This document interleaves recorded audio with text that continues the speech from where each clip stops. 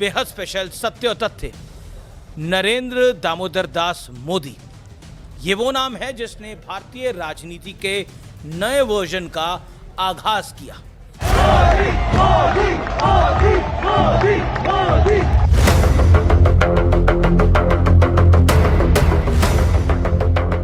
Politics मतलब देशहित, politics मतलब जनता देवो भवा, पॉलिटिक्स मतलब जवाबदेही, पॉलिटिक्स मतलब ईमानदारी, पॉलिटिक्स मतलब plan and deliver.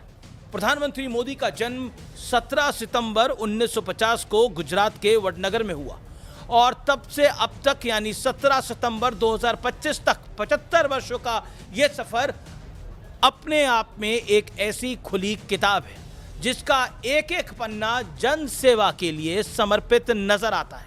Policy making से डिसीजन टेकिंग तक और प्लानिंग से लेकर एग्जीक्यूशन तक नरेंद्र मोदी ने सरकार चलाने का तरीका पूरी तरह बदल के रख दिया। अब लटकाने, भटकाने और अटकाने वाला दौर बीते दिनों की बात हो चुका है। 11 साल दिल्ली में पीएम के तौर पर और 13 साल गुजरात के मुख्यमंत्री के तौर पर नरेंद्र मोदी का सिद्धांत साफ है, मैक्सिमम गवर्नेंस मिनिमम गवर्नमेंट। आज प्रधानमंत्री मोदी का जन्मदिन है। 75वें जन्मदिन पर देश के प्रधान सेवक नरेंद्र मोदी को अनंत शुभकामनाएं।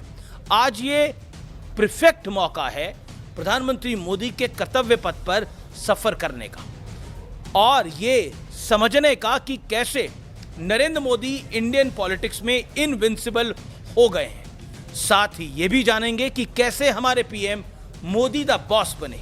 ये मैं नहीं कह रहा, ये कई बड़े नेता कह चुके हैं। क्यों उन्हें रॉकस्टार कहा जाने लगा और कैसे नरेंद्र मोदी में बराक ओबामा को एक बॉलीवुड का सुपरस्टार दिखाई दिया, यानी उनकी पॉपुलैरिटी को देख के उन्होंने ये बात बोली। साथ ही ये भी समझेंगे कि वही नरेंद्र मोदी जब भारत के सामान्य मानवी के साथ होते हैं तो वो कितने सामान्य सहज हो सकते हैं और इसका उदाहरण मैंने खुद देखा है। मैं प्रधानमंत्री को कई बार इंटरव्यू कर चुका हूं और उनको कई बार कई कार्यक्रमों में देख चुका हूं। उसके अनुसार मैं ये बात आपके साथ कर रहा हूं, ये संवाद आपके साथ कर रहा हूं।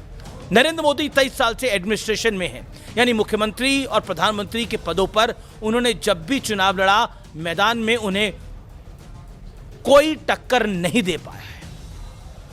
मोदी के सामने विपक्षी दलों ने साम दाम दंड भेद सब कुछ ट्राई कर लिया लेकिन मोदी को टस से मस नहीं कर पाए हैं। इसकी वजह शायद नरेंद्र मोदी का वो काम है जो सीधे उन्हें आम लोगों से जोड़ के रख देता है, वो लोगों के जीवन पर असर डालते हैं। प्रधानमंत्री गरीब कल्याण अन्न योजना, 81 करोड़ से अधिक लोगों को मुफ्त राशन। आयुष्मान भारत योजना, 50 करोड़ गरीबों को 5 लाख रुपए तक का मुफ्त स्वास्थ्य बीमा। प्रधानमंत्री आवास योजना, 4 करोड़ से अधिक घर बनाए गए। उज्ज्वला योजना, 10 करोड़ से अधिक गरीब महिलाओं को मुफ्त एलपीजी कनेक्शन बांटे गए। प्रधानमंत्री जनधन योजना, 50 करोड़ से ज्यादा बैंक खाते खोले गए। इन खातों में डायरेक्ट बेनिफिट ट्रांसफर्स के जरिए भ्रष्टाचार पर रोक लगी और यहां पर किसी का धर्म मजहब नहीं देखा गया, सिर्फ अगर भारतीय है तो काम हुआ। यह लिस्ट काफी लंबी है। प्रधानमंत्री मोदी के कुछ फैसले ऐसे भी हैं जिनके पूरा होने की कल्पना शायद ही किसी देशवासी ने, उनके विरोधी ने तो की नहीं होगी, लेकिन यह प्रधानमंत्री नरेंद्र मोदी का स्टाइल है। जो काम जितना मुश्किल उसका नंबर नरेंद्र मोदी की लिस्ट में सबसे ऊपर। 5 अगस्त 2019 जम्मू कश्मीर से अनुच्छेद 370 हमेशा हमेशा के लिए उसका सफाया कर दिया जाता है। 5 अगस्त 2020 को भारत की आन बान शान, सनातन की आन बान शान प्रभु श्री राम के मंदिर की प्राण प्रतिष्ठा होती है। भव्य और दिव्य मंदिर बनकर तैयार भी होता है। मुस्लिम महिलाओं को 3 तलाक से राहत दिलाई गई है। रेल के जरिए अब कश्मीर से कन्याकुमारी तक और गुजरात से मिजोरम तक पूरा देश ट्रैक से जुड़ चुका है। प्रधानमंत्री मोदी 30 साल बाद नई शिक्षा नीति लाए हैं तो किसानों को सम्मान निधि देकर आर्थिक मदद भी कर रहे हैं।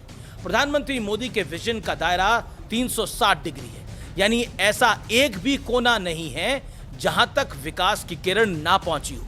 देश के कोने कोने तक अब नल से जल पहुंचता है।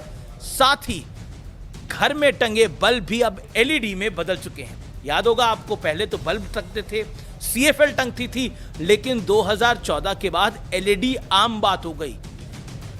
डिजिटल इंडिया के तहत 2.18 लाख यानी 2,18,000 ग्राम पंचायतें ऑप्टिकल फाइबर से जुड़ गई हैं।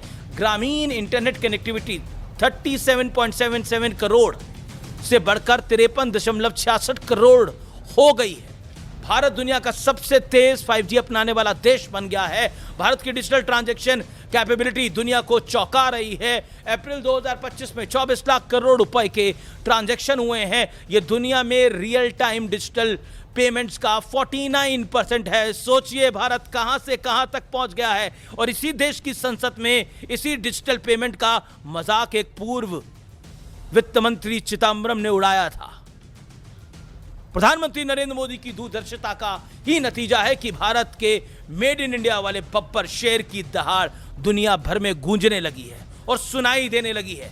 25 सितंबर 2014 को मेक इन इंडिया योजना की शुरुआत हुई थी और 2024 तक यानी 10 साल में $667 बिलियन FDI के जरिए आए हैं। यह पहले से दोगुना हो चुका है। व्यूअर्स, रक्षा निर्यात 8 गुना बढ़ के 21,083 करोड़ रुपए हो गया है। रक्षा उत्पाद का 70% से अधिक हम डोमेस्टिकली बनाते हैं, यानी घरेलू है हमारा। ईज ऑफ डूइंग बिजनेस में भारत का नंबर अब 142 से 2024 में 50 पे आ गया है, यानी कितनी बड़ी छलांग हमने लगाई है।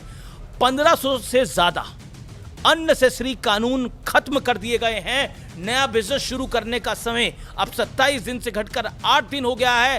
क्या कोई सोच सकता है एक व्यक्ति जिसका बचपन घोर किल्लत में बीता हो, रेलवे स्टेशन पर उसने बचपन में अपने पिता के साथ चाय बेचकर घर चलाया हो, माँ दूसरों के लोगों के घरों में बर्तन साफ करने जाती हो और उन्हें जाना पड़ता हो, वे व्यक्ति एक दिन देश में सियासी क्रांति का सबसे बड़ा नेता बन के उभरेगा और इतने बड़े बड़े काम करेगा जो असंभव हो।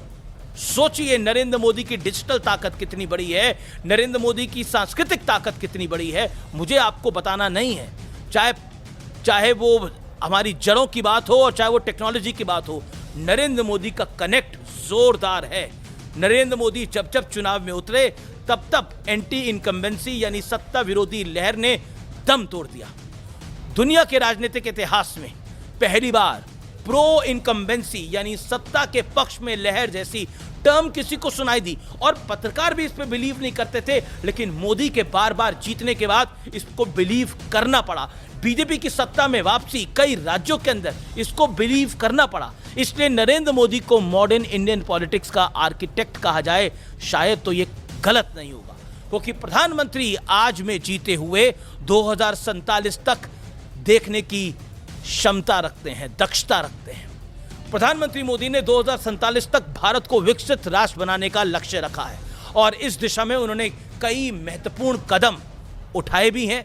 भारत अब दुनिया की फैक्ट्री बन रहा है, यानी अब इंपोर्टर देश से एक्सपोर्टर देश बन रहा है।